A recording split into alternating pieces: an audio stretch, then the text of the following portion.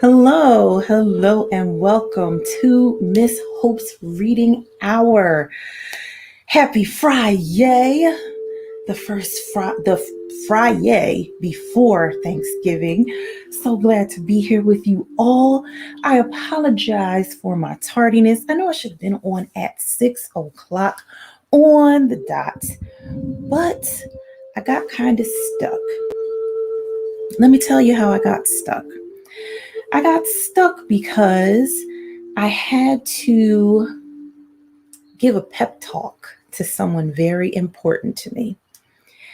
Now, I know that doing the reading hour or anything that is important or something that you love to do, you want to start on time and do the things that you have to do to make whatever you have to do go off well. But sometimes when people that you care about, or friends or family, or even someone that you don't know, sometimes you need to take a step back. And this goes for everyone from the youngest to the oldest. Sometimes you have to step back and say, it seems like my friend, my family member, my coworker, one of the other kids in my class, they might need a pep talk because they might not be happy right now, or they might be sad, or they might be upset. And I think they need a pep talk. So sometimes, even when you have something to do that is important to you, sometimes it's important to say, I might need to be there for my friend or for my brother or for my sister or for my cousin, or even my young ones for my mom or for my dad or my grandmother. They might need a little pep talk. They might need a hug or something like that. So it's okay to take a few minutes, to take a moment and to give someone a pep talk to make them feel better about their day. That's a little freebie. That has nothing to do with our books that we're reading today. But I just wanted to say that little thing because sometimes it makes a difference when someone knows that you have something important to do or someplace important to go, and they're like, oh, well, I can't bother them because they have this important thing to do. And you just taking that few moments to not just think about yourself, but to take a minute and say, I think I can say or do something that can make their day better. And it's not a bad thing to be maybe a little tardy for something that's important to you, to do something really important for someone else. And you never know, that one thing you say or that one thing you do could make all the difference in the world for that person who might be struggling. Okay? So that's my thought today for you all before we get into these books on this fabulous FRI-YAY. Okay? So it is the FRI-YAY before Thanksgiving. Everyone's preparing. They want to get, their foods and their decorations for having Thanksgiving with the people in their house. Okay. So another tidbit that I'd like to give you. If you know for a fact that you are not going to have a problem getting the food you need for your Thanksgiving table, my young ones, my older young ones, think about making a donation this Thanksgiving to a food bank. Maybe when you go shopping for when you go shopping with your parents, or my parent friends, teacher friends, parent teacher friends, other adults who watch the reading hour, when you go shopping for your Thanksgiving meal, maybe take a can of something a box of something, that free turkey maybe, and donate it to a food bank, because food banks are struggling right now and they are trying to feed a lot more people than they used to. Or if you cannot do that, maybe what you can do is try to donate money online. You can donate to a food bank. I know that there's probably ways that you can do that. There are some food banks and organizations that work to feed people that you can even do it through a text message, and you can donate that way so that people will be able to enjoy the same type of Thanksgiving meal that you will be able to enjoy this year. So I encourage you to do that, okay? Also, just got a spark of an idea. What about if on Miss Hope's Reading Hour, reach out to me with your organization and I will put up your information instead of the information from Miss Hope's Reading Hour, and we'll get you some donations this holiday season so you can help more people. I might do another video and put that up on all of my platforms to get you organizations who need more donations, more donations. Okay? So, if those of you who view Miss Hope's Reading Hour know of any organizations that need donations to help people during this holiday season, to take some weight off, take some of the heaviness off, some of the worrying about what the holiday season is going to look like for their family. If you know of organizations like that, or you have an organization yourself, reach out to me. You can also, before I switch the ticker, the music that's playing, the books that we're reading, Miss Hope doesn't own any of the rights to that. Got to make sure to let you know that. So, of course, this is the ticker to let you all know if you want to donate to Miss Hope's Reading Hour. But the email address to Miss Hope's Reading Hour is in this ticker too. So if you know of an organization that is working to help children and families to have a great holiday season and working to help them all year round, send me their information and how people can donate. And every time I come on to Miss Hope's Reading Hour between now and Christmas, I am going to put their information in the ticker so that you can donate. Okay? All right. So that's anywhere, whether it's here in Philadelphia, in Pennsylvania, or some other place around the world. All right? Oh, I'm excited. Please do share with me the information. All right, now let's get to the books because I don't want to run out of time, okay?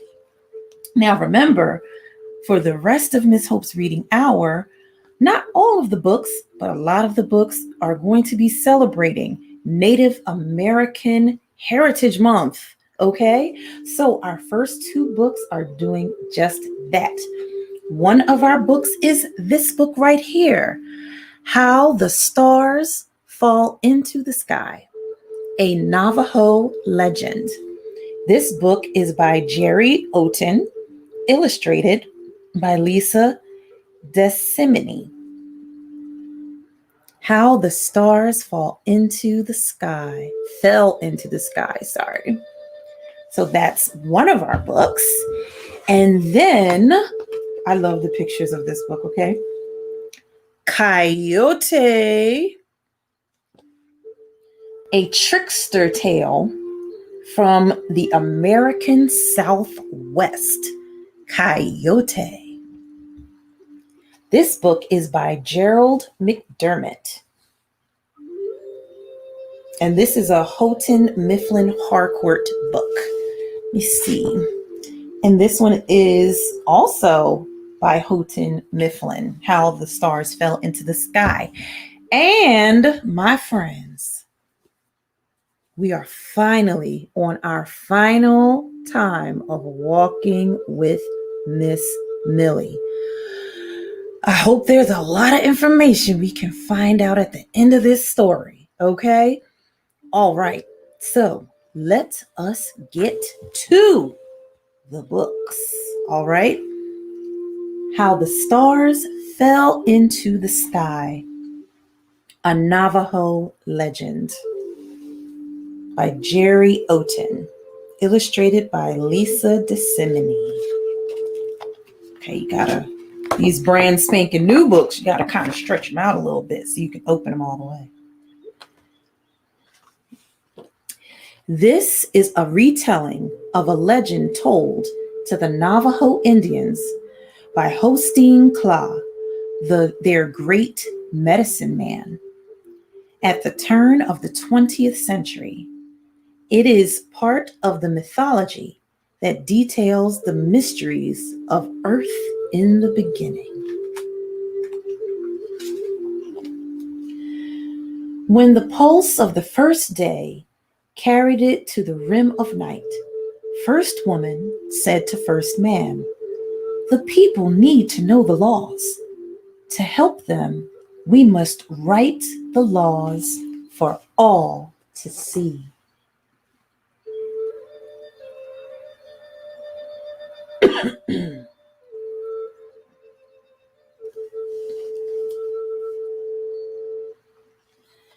"Write them in the sand," he told her. "But the wind will blow them away," she answered. "Write them on the water then," he said, and turned to go, having more important matters on his mind. "But they will disappear the moment I write them on the water," First Woman called out.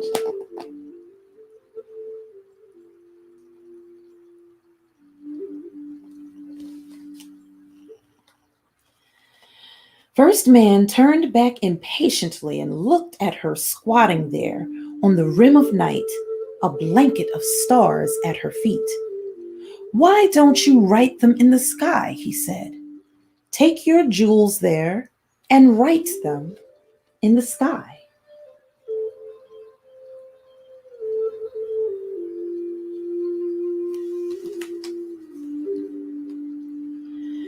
And so she began, slowly, first one, and then the next, placing her jewels across the dome of night, carefully designing her pattern so all could read it.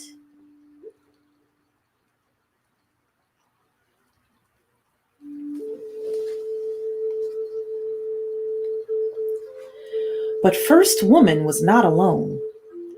Behind a low tree, Coyote crouched, watching her as she crafted her careful mosaic on the blackberry cloth of night. He crept closer. Oh, there goes that coyote again.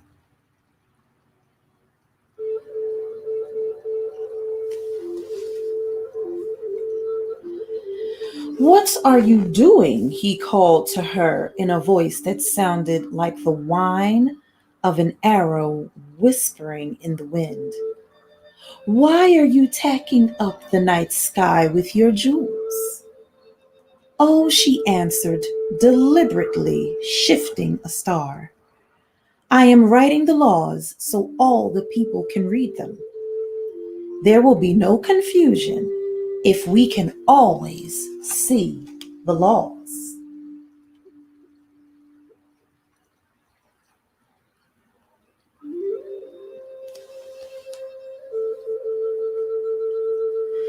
Her hands glowed from the warmth of the stars she was touching, and she smiled as she toiled.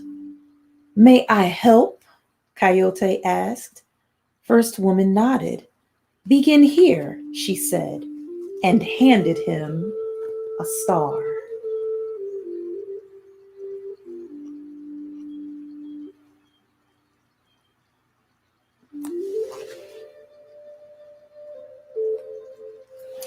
Coyote hung the star and stepped back to look.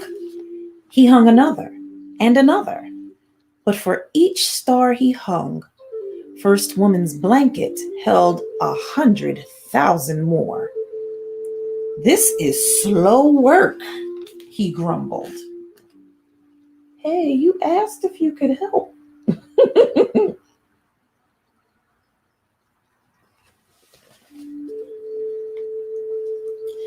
Writing the laws could take many moons, she said, and began humming to herself. "Can't we find a faster way and be done?" Coyote asked. "Why finish?" she answered. "What is there to do next? What is there to do next that is half so important as writing the laws?"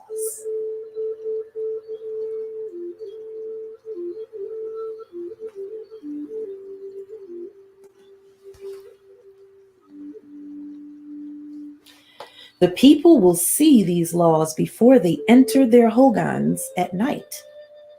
The young mother will sing of them to her child. The lonely warrior, crouching in an unknown country, will look up and warm himself by them. Writing the laws may be what I do each night for the rest of my life." But Coyote lacked First Woman's patience. He loved best to see a job finished.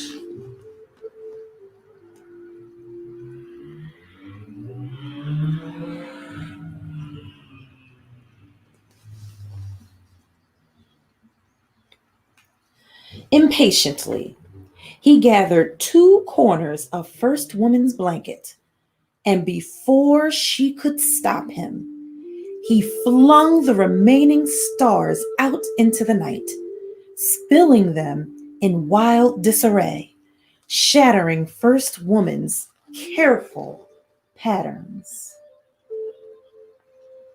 That was not nice, Mr. Coyote.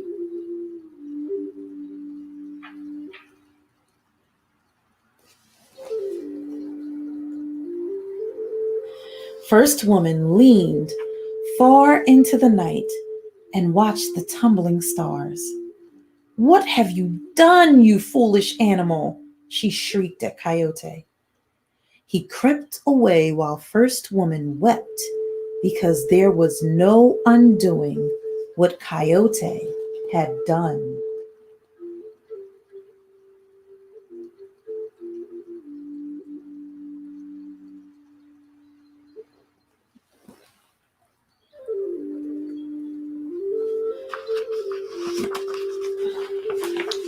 As the pulse of the second day brought it into being, the people rose and went about their lives, never knowing in what foolish haste Coyote had tumbled the stars, never knowing the reason for the confusion that would always dwell among them.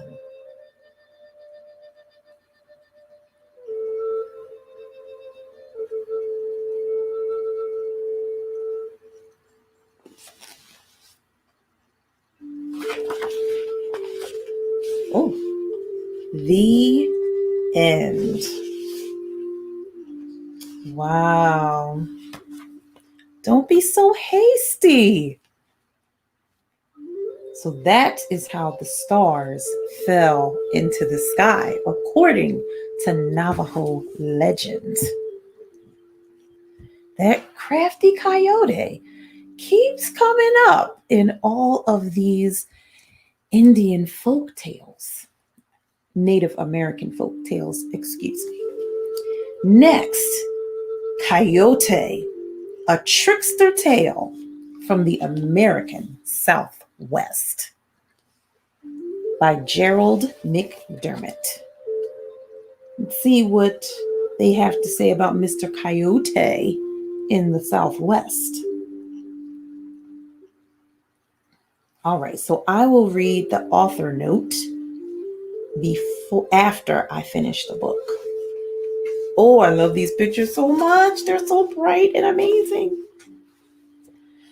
Coyote, blue coyote.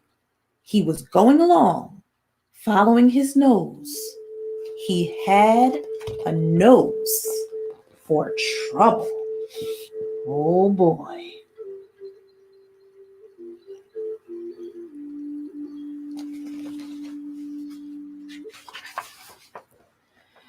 Coyote stuck his nose into Badger's hole, but got bitten. Coyote wanted a flaming red head. Coyote wanted to have a flaming red head like woodpecker, but his fur caught fire. Coyote went looking for Snake, but only found trouble.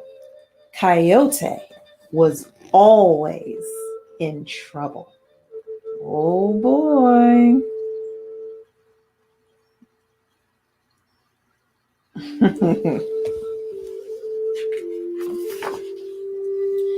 Coyote came to a place where earth meets sky. He heard laughing and singing. He went up to take a look. Coyote saw a flock of crows. They were chanting. They were dancing.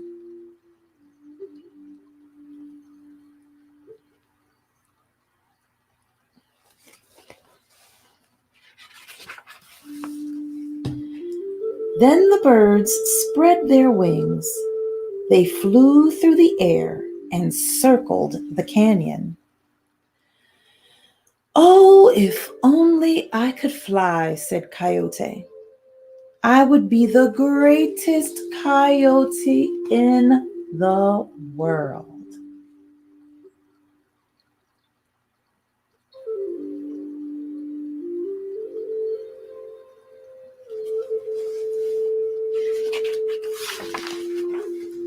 Coyote called to the crows. Let me join you, he said. This foolish coyote wants to be like us, Old Man Crow said to his flock. Let's have some fun with him. Old Man Crow turned one eye toward Coyote. You may dance with us, he said. Thank you, said Coyote. But I want to fly too. Maybe you can, said Old Man Crow. Oh boy, what are they going to do? I don't know about that flying, Mr. Coyote. Old Man Crow plucked a feather from his left wing. He told his flock to do the same. They stuck the feathers in Coyote. Coyote winced. His nose twitched. The crows chuckled. Are you ready to fly? Said Old Man Crow.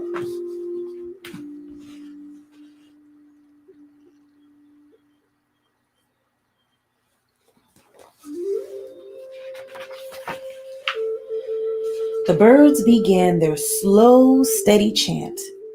They hopped from one foot to the other. Coyote joined in the dance.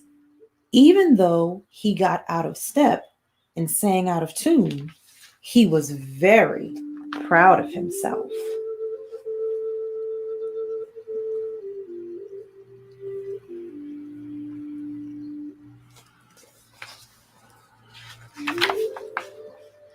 The crows spread their wings and soared into the sky. Coyote followed. His flight was jerky. He tilted to one side. Since his feathers were only from the left wing of each bird, he was off balance. He fell to the ground. Wait, he cried out. Don't leave me behind.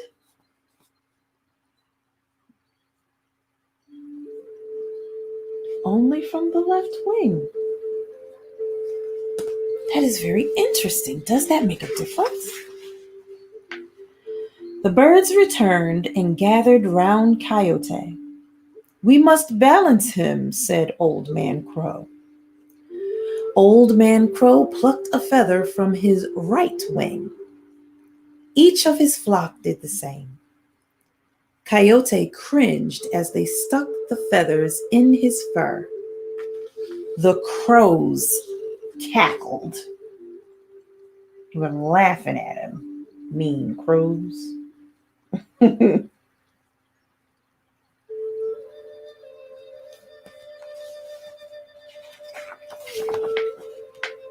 Now I'm perfect, said Coyote. I can fly as well as the rest of you. Coyote had become rude and boastful. He danced out of step. He sang off key. The crows were no longer having fun.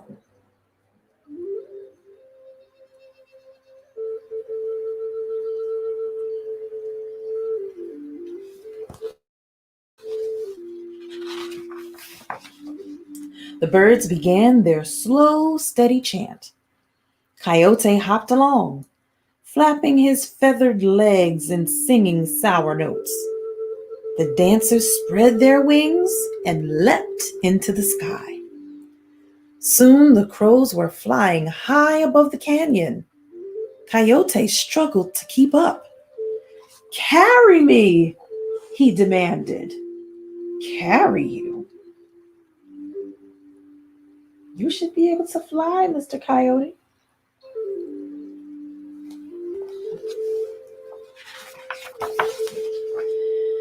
The crows circled Coyote, but didn't carry him. Instead, they took back their feathers one by one. Coyote sank through the air. He fell straight down. Whew, hope he wasn't up too high.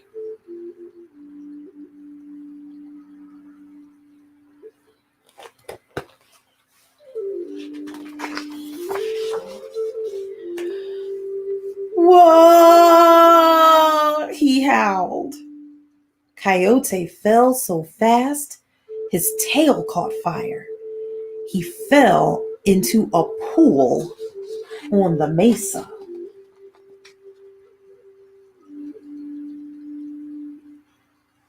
At least he didn't hit the hard ground. That could have been painful. Coyote crawled out of the water. He heard laughter and saw crows flying away. Coyote ran after them. He tripped and fell, tumbling in the dirt.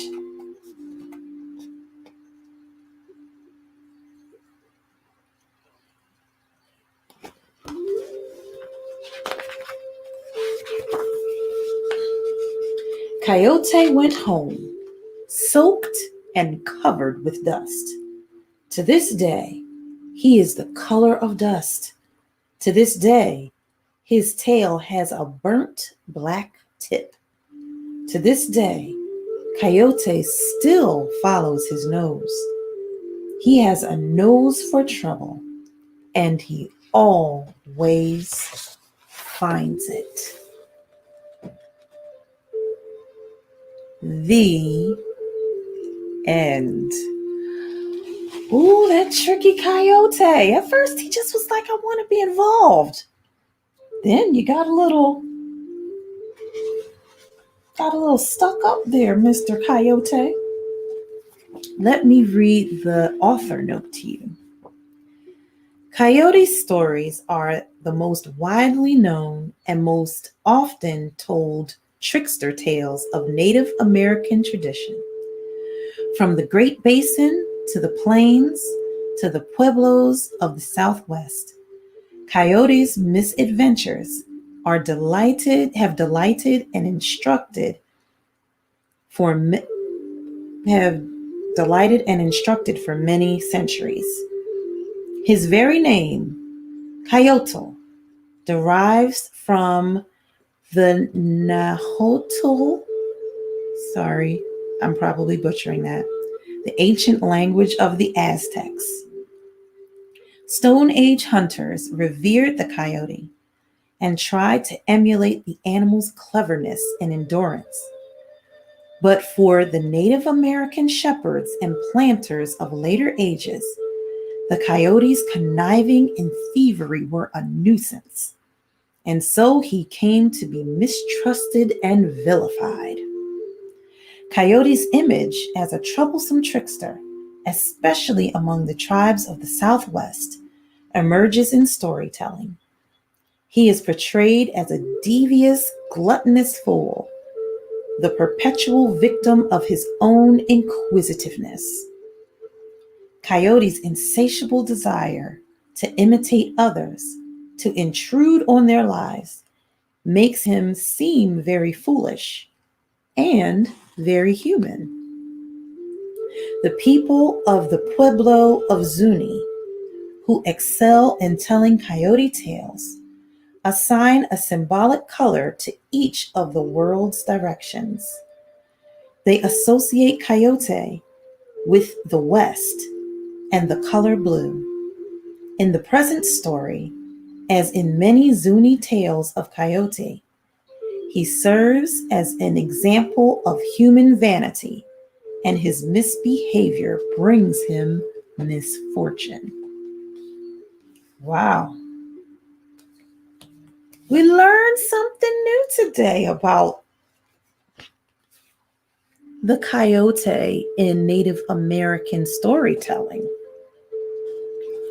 So it is a mirror of human vanity, thinking that you are the most beautiful and wonderful and amazing, and kind of being like a little rude and obnoxious. So it teaches you can't necessarily do that. You can't do that. It's great to think that you're a wonderful person, but not that you're better than other people, because that can get you into trouble. Learn from the coyote. Okay. All right, my friends. We are at our last time walking with Miss Millie. Okay. So let me take the dust jacket off here, because this is just how the book looks. And of course, it has it on the spine of the book. But I put the dust jacket back on all the time because I'm like, what if I cannot find my book when it's time to read? So I got to put the dust jacket back on. Okay. Now we are at the middle of chapter 27, I believe. Yes. So where did we stop? We stopped at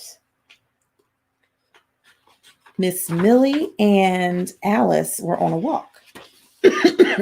Excuse me.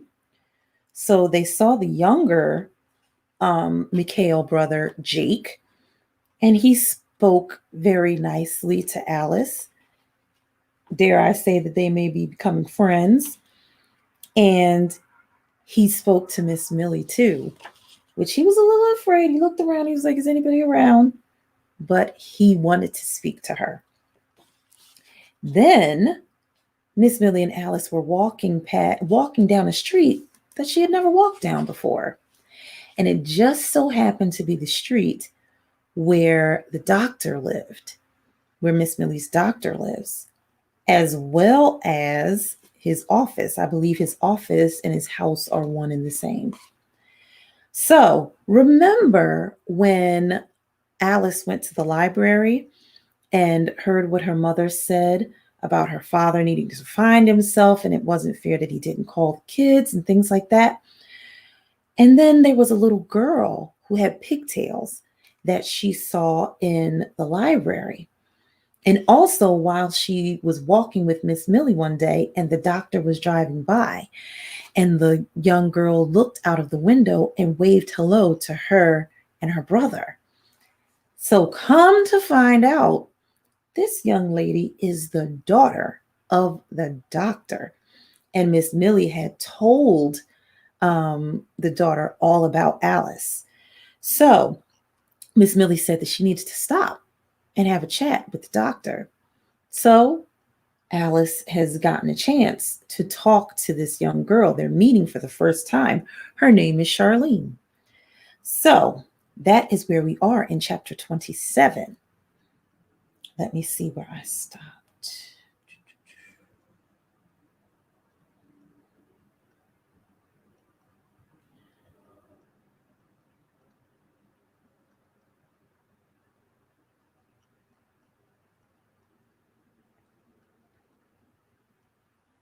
Okay, here we are.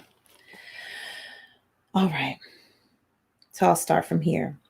Hi, the pigtailed girl said. She looked almost as awkward as I was feeling. I'm Charlene. I'm Alice. I know. You know. Do you go to my church? No, she smiled with the awkwardness but the awkwardness was kind of going away with her smile. No, my daddy's a doctor, and Miss Millie told me about you last week when she was here. Then I remembered the car that stopped, with the girl in it waving to Eddie and me. And that's why the pigtailed girl who smiled at me in the library looked so familiar. I started to nod. Miss Millie said you were 11 too, Charlene said. Yep, just had a birthday last week. My birthday was last month. We talked about the library and school and birthdays for a few more minutes before Miss Millie came back, grinning like she had a secret. Before we started walking again, I told Charlene maybe I'd see her later. When we got about a block away, I finally said, I know what you were doing back there. What? Visiting my doctor? Miss Millie sputtered all innocent like. Uh-huh. All that talk about needing friends. Do you think you have to find friends for me? Well, somebody better. As she said as she said that, she laughed and began to cough again. We had to stop completely. Finally, she was done coughing, but she wasn't yet done talking. Alice, girl, you need more friends. I got you.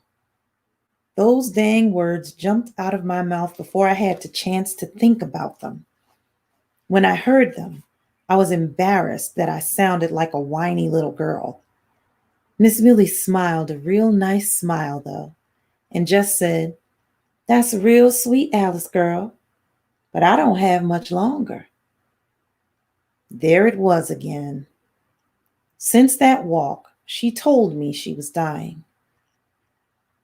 I didn't want to talk about it, but sometimes she'd say things like how she just knew Miss Frankie would cause a scene at her funeral, or how Miss Mary would want to sing. Every time she'd say something like that, I'd change the subject. But there was something about the way she was talking, the way she was looking at me. I just knew this was different. My heart felt all sad, but I couldn't change the subject this time. Did the doctor tell you something back there? He didn't have to. I just know, and I'm ready. I looked away from her. Charlene's house wasn't too far yet, but it grew blurry through my eyes. Miss Millie touched my shoulder. Got everything worked out with the preacher man for the particulars of what will happen when... She smiled at me, like she understood I didn't want her to say the word. She picked another one. When my day comes. But all that stuff considered, this here little guy is the only thing I really worry about once I'm gone. With that, Clarence looked back at me like he was waiting for me to say something. And looking into his beady eyes, it hit me. You want me to take care of Clarence for you? Clarence seemed to nod as he turned back around as Miss Millie smiled so sweet. That would make me happy if it couldn't, if it could happen that way. I ran it by your mama and she said it was okay with her, but I understand if it's an imposition. I wasn't 100% sure what an imposition was, but I knew if Miss Millie would be happy to have me take care of Clarence for her when she was gone, I would do it. When our walk that day ended, I wasn't surprised to see Miss Millie reach in her pocket. Every now and then she'd still give me another treasure from some part of her life. So far, she'd given me old coins and arrowhead, more rocks, old pins, Ruth's shell, and more marbles. I kept them all in that hat box with the photo. This time, Miss Millie pulled out an envelope, and this envelope had my name on it. Well, to tell the truth, it said, Alice Girl. She put the envelope in my right hand and then cradled my hand with both of hers. She stood there for a moment just looking at me. I was trying to be polite, waiting for her to say something, but she didn't, so I said, Thank you. Then she spoke, her eyes twinkling with tears. No, Alice girl. Thank you. She hugged me. I hugged her back, burying my face in her white button-down shirt that smelled of lotion, sunshine, and friendship. Clarence must have left out or something, because he started whining and whimpering like he wanted a hug too. Miss Millie laughed. Don't that beat all? She picked up Clarence. As I started to open the letter, she smiled and said, No need to open that now. You can open it when you get home. Okay, I laughed. I laughed too, as I walked to the fence and hollered back, See you tomorrow. But I was wrong. Reverend Hill was in Grandma's living room the next day when I woke up. When a preacher man is at your house when you wake up, it's probably not because he wants breakfast. So when I saw him in the living room, I suspected it had happened. When I saw Clarence with him, I knew. Eddie started crying when Mama explained it to him. I think she was waiting for my tears to come too, but my insides just felt kind of empty. The next 3 days were out of focus for me. I know the usual daytime stuff happened, like getting dressed and eating and all. I remember Mama making cookies, Pam trying to get me to laugh, and Eddie hugging me lots of times. But I could barely talk to anyone, except Clarence. I knew he was missing her too. I felt bad leaving Clarence at home for the funeral, but Mama was right. He wouldn't like all the people being there. Not sure I liked everyone being there either. But I sat there through the whole ashes to ashes, dust to dust stuff. Through praying and reading more Bible verses, I sat there listening. And then we all walked down to the cemetery for the burial. That's when Reverend Hill asked if anyone had any last words. And Miss Frankie offered to talk, just like Miss Millie said she would. She held on to a paper fan that looked to have a picture of the Last Supper on it, but it was hard to say for certain since she fanned herself so fast. Lordy, it's hot. This homegoing service is so very hot. That's what we call it, a homegoing service. Miss Millie's ancestors are all waiting for her on the other side to welcome her home. Oh, how they'll rejoice. She fanned some more and looked up to the sky. Everybody waited. Reverend Hill moved closer to her, maybe thinking she was done. She wasn't. Finally, she continued. But she was the very best friend, and I'm sure going to miss her. Can't believe she's gone. Gone. Dear Miss Millie. She was a good Christian lady. Miss Frankie stopped for a minute and glared at Miss Mary. She fanned herself some more before continuing. And she was a wonderful singer and a good baker. Lordy, she could bake. She was a good baker. She was a good woman and a great friend, and I miss her already. She sighed and lowered her head. Reverend Hill thanked her for her words, but she wasn't quite done yet. "I'll see you one day again, Millie," Miss Frankie exclaimed, looking up to the sky, and then she added with a twinkle in her eye, "But it won't be soon. You know you was a lot older than me." That and all the rest happened just like she said it would. When the preacher told us he'd like us to raise our voices to sing Miss Millie's favorite song, Miss Mary had to know it was her last chance to sing a solo that day. So she stood up and cleared her throat. But when Reverend Hill went over and whispered in her ear, I heard her say, before walking away. I just knew Miss Millie would have liked that too.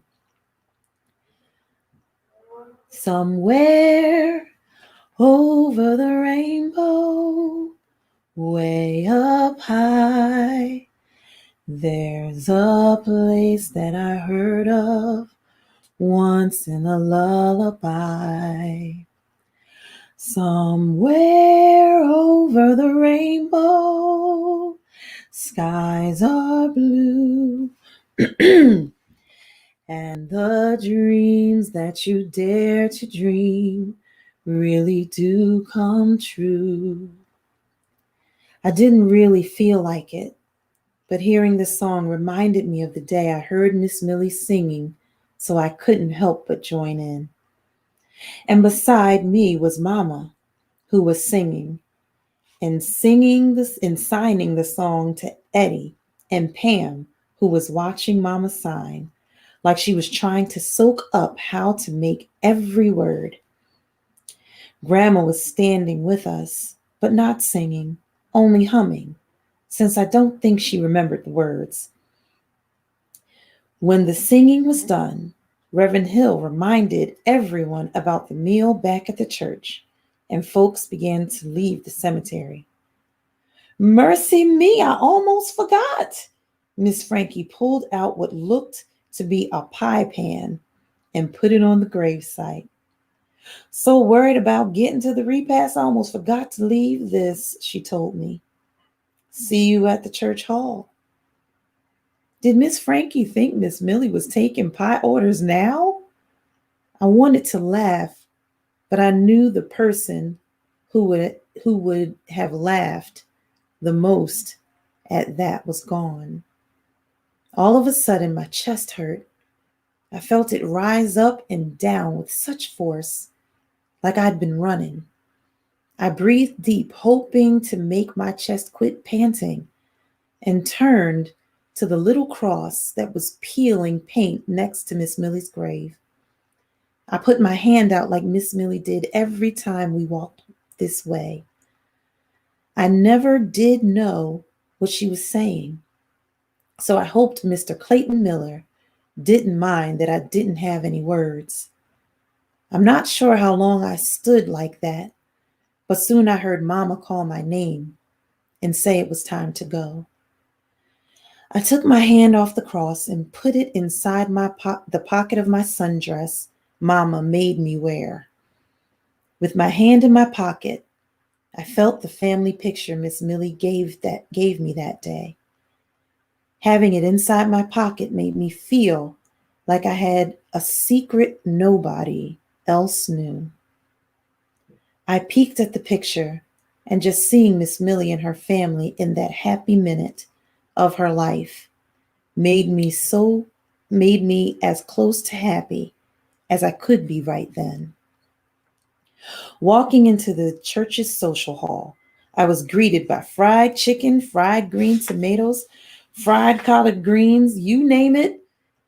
And if it could be fried, it was probably laid out on the main table right under the picture of our Lord.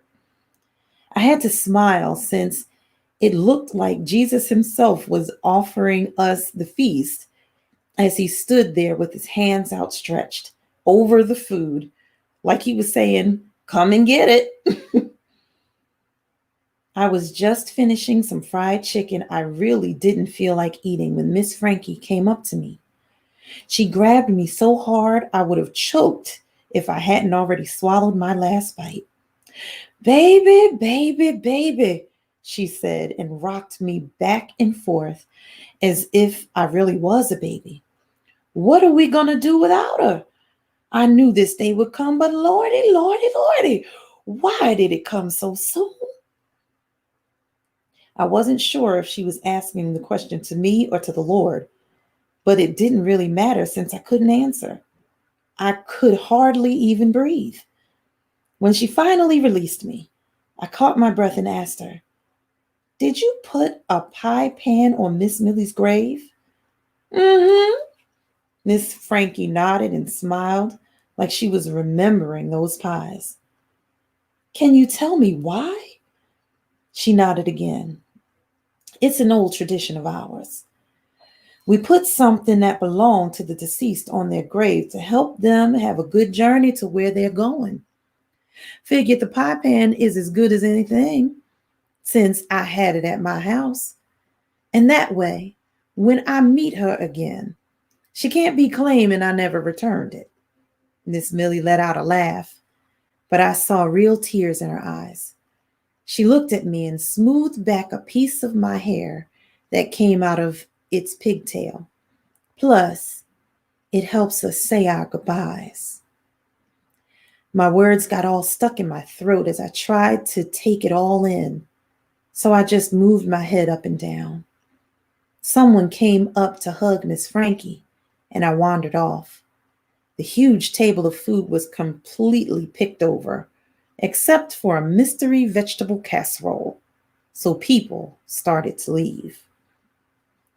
There were chores to be done, just like every other day. There were jobs to be worked, just like every other day. But my job of walking with Miss Millie wouldn't happen again like every other day.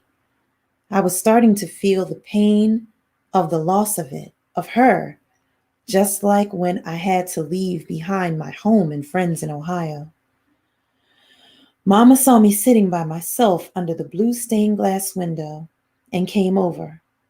You okay, Alice Ann?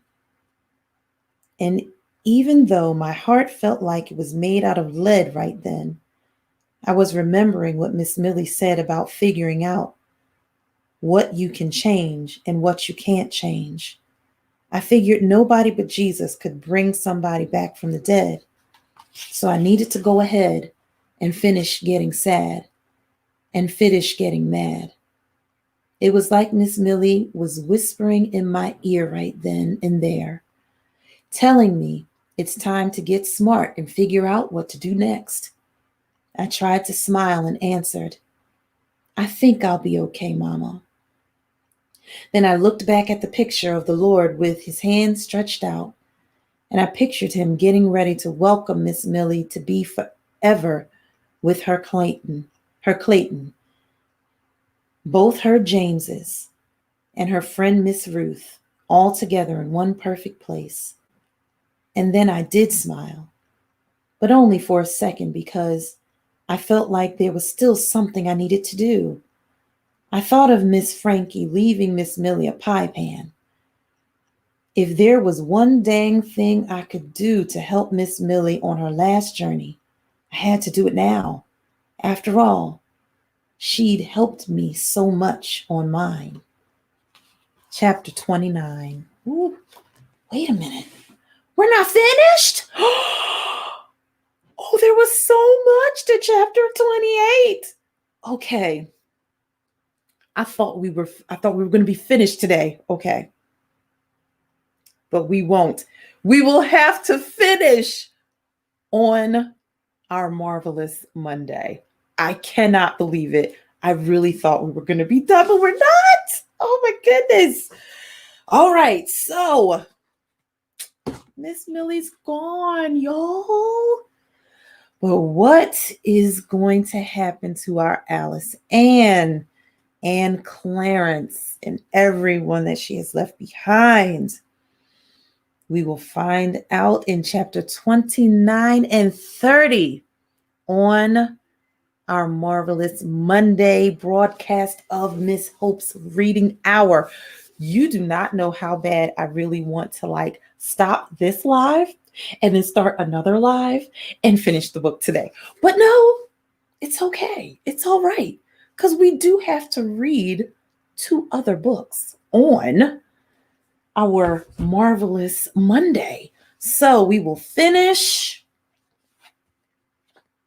Walking with Miss Millie on our marvelous Monday broadcast. Well, my friends, it has been so wonderful being with you here today on our fabulous FRI-YAY. We heard 2 great American legends today. Let's go back over these great books. I love these. Love these. All right. So, this one, Coyote, A Trickster Tale from the American Southwest by Gerald McDermott. Such a good book. My teacher friends, my parent teacher friends, my parent friends, even my young ones, you want to learn more about Native American folklore and legends. This is a good book and it has great pictures. I love the pictures in this book. Also, I always love like natural, like stories about nature from Native American culture. Ever wonder how did the stars get up there in Native American culture? This is one of the stories. A Navajo legend, How the Stars Fell into the Sky by Jerry Oten, illustrated by Lisa DeSimone. Such a good book.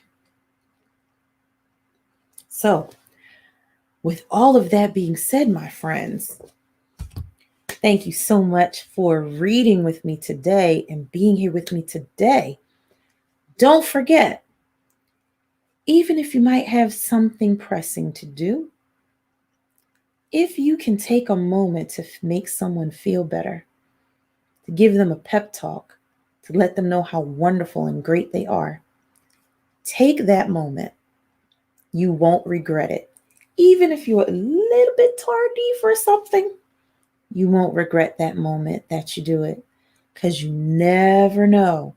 It can make the world of difference to someone when you say something good to them, do something nice for them, especially when they need that encouragement or that pep talk. And if you are a member of an organization that helps children and families, especially to receive healthy meals, please do email me at Miss Hopes RH. Haven't said the email in a long time. Miss Hopes RH for Miss Hopes Reading Hour at gmail.com, so that in the next coming weeks up until Christmas, I can start putting your information in the ticker so that people will be able to donate to your organization to help families all over the city of Philadelphia, in Pennsylvania, in the country, possibly around the world. Help to feed families who need help with food security. Okay, so please, please, please do that. I can't wait to get the emails. Make sure you send me all the information. If there's a Cash App, if there's a way that you can text donations to the organization, if there is a mailing address, please, oh, please send me all of that information and some information about your organization so that I can shout you out and get you some of those donations that will help you to help children and families all over the city, all over this state, all over this country, and possibly all over this world. All right. With all of that being said, thank you so much for being here with me today on Miss Hope's Reading Hour. I will see you on Marvelous Monday on Miss Hope's Reading Hour. Until then, see you next time.